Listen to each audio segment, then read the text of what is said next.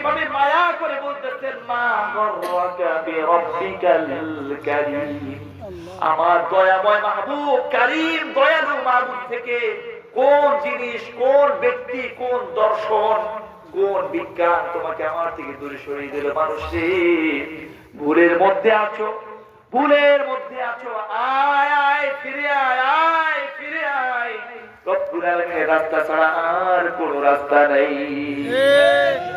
আর কোন রাস্তা আছে? আর কোন রাস্তা নেই রে ভাই, আর কোন রাস্তা নেই। এজন্য একমাত্র রাস্তা, একটাই রাস্তা আল্লাহ রাব্বুল আলামিনের কাছে। উনি আমাদেরকে ধাক্কাই দিলে ওনার কাছে, উনি আমাদেরকে গ্রহণ করে তার ঘরের মধ্যে জায়গা দিলেও তার কাছে। ঠিক কিনা ভাইরা?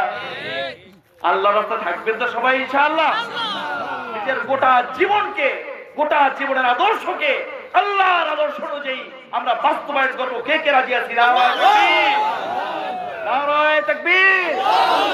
আল কোরআনের আলো, আল কোরআনের আলো, নো ঘরে ঘরে জালো, ঘরে ঘরে জালো, নো। এই স্লোগান চলবে, এই স্লোগান বন্ধ করতে হবে। ঘরে ঘরে জালো স্লোগান, এটা হলো আমাদের শত্রুদের বানানো স্লোগান, যে কোরআনের বাতিটা একটু বেড়ে জ্বালায় ঘরের মধ্যে রেখে দাও, রাস্তাতে বের করো না। কোরআনের বাতিটাকে একটু করে জ্বালিয়ে তোমার ওসার মধ্যে রাখো, তোমার রান্নাঘরের মধ্যে রেখে দাও, মাদ্রাসার চার দেয়ালের মধ্যে রেখে দাও, সংসদ ভবন পর্যন্ত নিও না। এটা তাদের বানানো স্লোগান। ঠিক কিনা? এবার তাহলে বলেন কি বলতে হবে? কোরআন সুন্নাহর আলো, সংসদ ভবনের চালু। কোরআন সুন্নাহর আলো, কোরআন সুন্নাহর আলো সুপ্রিম কোর্টে চালু। ঠিক কিনা? কোরআন অনুযায়ী যদি সুপ্রিম কোর্টের সকল বিচার হয়, ন্যায় বিচার আল্লাহ পাক নিশ্চিত করবেন কিনা? ধর্ষিতা মারা যায়, আমার ধর্ষিতা বোন লজ্জায় অভিমানে খুবই আত্মহত্যা করে বিচার না পেয়ে, আর ধর্ষকরা সমাজের মধ্যে বুক ফুলিয়ে চলে। ঠিক কিনা ভাই? কোরআন নাই, যার কারণে আজকে অবস্থা হয়েছে। আমার ব্যবসায়ী ভাইয়ের উপরে চাঁদাবাজি হয়, হুমকি ধামকি দেওয়া হয়, মিথ্যা মামলায় ফাঁসানো হয়, আর এদিকে দুর্নীতিবাজরা বুক ফুলিয়ে চলে, আইন তাদের স্পর্শ করতে পারে না। ঠিক কিনা? এমন পচা নষ্ট দুর্গন্ধ সমাজ আমরা দেখতে চাই না। এ সমাজ ভেঙে দাও, কোরআনের সমাজ বাস্তবায়ন করতে হবে। ঠিক কিনা বলতে? এজন্য কোরআন সুন্নাহর আলো কোথায় জ্বালতে হবে? মনে থাকবে তো স্লোগান?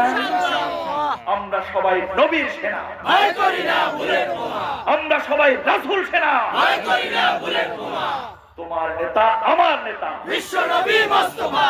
এটা একটু জোরে বললেন, কারণ অনেকে অনেক নেতার মহব্বত শোনাইতে পারেন না। ঠিক। অথচ আমার নবী যেই নেতার সুপারিশ দুনিয়াতেও লাগবে, পরকালেও লাগবে। যিনি দরজা না খুললে জান্নাতে যাওয়া যাবে না, যিনি আল্লাহর কাছে সুপারিশ না করলে রব্বুল আলামিন কিয়ামতের ময়দানে বিচার কার্য শুরু করবেন না। ঠিক কি? সেই নেতা আপনার আমার নেতা। ঠিক কি না? একটু জোরে বলেন, তোমার নেতা আমার নেতা বিশ্ব নবী মুস্তাফা। তোমার নেতা আমার নেতা বিশ্ব নবী মুস্তাফা। মনে থাকবে তো? আমরা ভুলে যাবেন? আল্লাহ আমাদের সবাইকে তাওফীক দান করেন। সবাই পড়েন আমিন। সবাই জোরে পড়েন আমিন।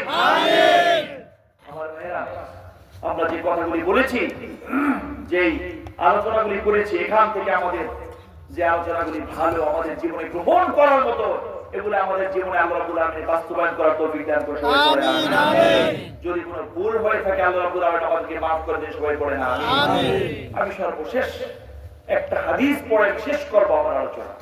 বাড়িতে নিয়ে যাবেন না কিছু? সংক্ষেপে দু চারটা কথা বললে মনে রাখতে পারবেন। এই জন্য সংক্ষেপে একটা হাদিস বলে শেষ করবো। বউরে গিয়ে বলবেন, মেয়েরে গিয়ে বলবেন, মায়েরে গিয়ে বলবেন, খালাকে গিয়ে বলবেন, বাবা চাচা সবাইকে গিয়ে বলবেন এই হাদিসটার কথা। মনে থাকবে তো? নবী যে একটা হাদিস আমাদেরকে সহজে জান্নাতে যাওয়ার জন্য, সহজে মাফ পাওয়ার জন্য, সহজে আল্লাহর ক্ষমা পাওয়ার জন্য চারটা নির্দেশনা দিয়েছেন। কয়টা? চারটা। কয়টা বলেন? চারটা।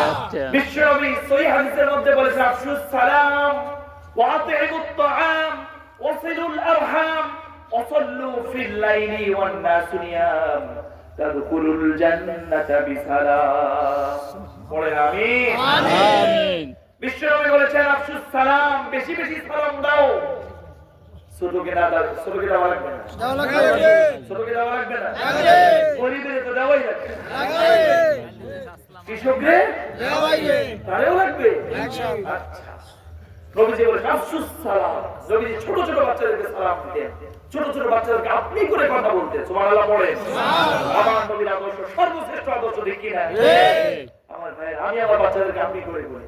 আমার বড় বাচ্চাটা বয়স 4 বছর, ছোটটার বয়স হলো 2 বছর 2 মাস, একদম ছোটটার বয়স 10 মাস। আমি 13 জনকে আপনি করে বলি। আলহামদুলিল্লাহ পড়েন। আলহামদুলিল্লাহ। কারণ আমার নবী আমাকে আদর্শ শিখিয়েছেন, ঠিক কি না?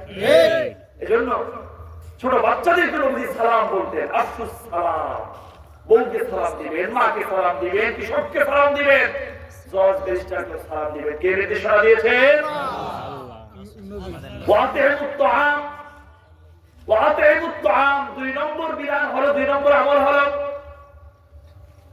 গরিব মানুষ যারা আছে, অভাবী ভুখা নাঙ্গা যারা আছে, রোজা খোলার জন্য যাদের ব্যবস্থা নেই, ঈদের দিন ঘরে একটু চা সময় রান্না করার ব্যবস্থা নেই, শীতের দিনে একটু গরম কাপড় পরার ব্যবস্থা নেই, ওই মানুষদের জন্য যতটুকু পারেন একটা চাদর কিনে দিবেন, একজোড়া মোজা কিনে দিবেন, একটা গায়ের চাদর কিনে দিবেন। বরকত দিবেন কে? আল্লাহ। করে বলেন কে দিবেন? আল্লাহ।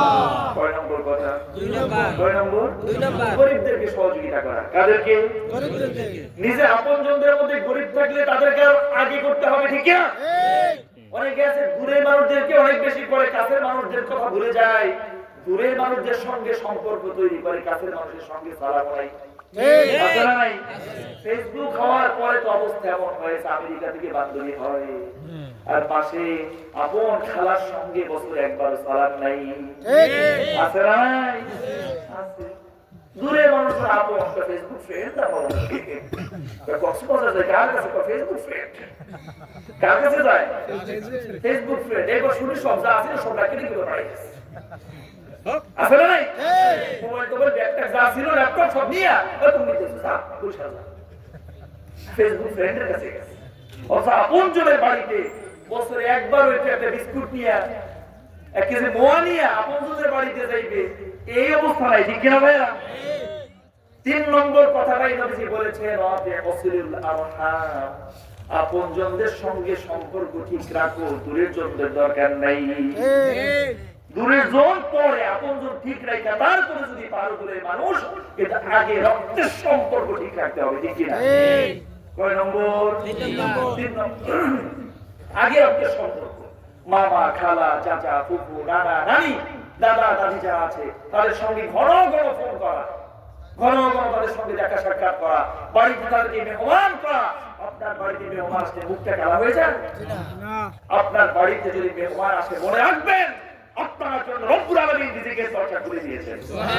হাদিসে পাকে আসছে, মেহমান তার নিজের রিজিক নিয়ে আসে, একই সঙ্গে তোমার জন্য সে রিজিক নিয়ে আসে। সুবহানাল্লাহ। ঠিক কি না? মিথ্যা না। ভাইরা, বাড়িতে মেহমান আসলে খুশি হইবেন না। মামুল ফোন করলি আমাকে আইয়া পড়ে, বুঝলেন? খালা আবার ফোন দিলি কেন আইয়া পড়ে, তাহলে তো আমার বাড়িতে একটু খরচ হয়ে যাবে না?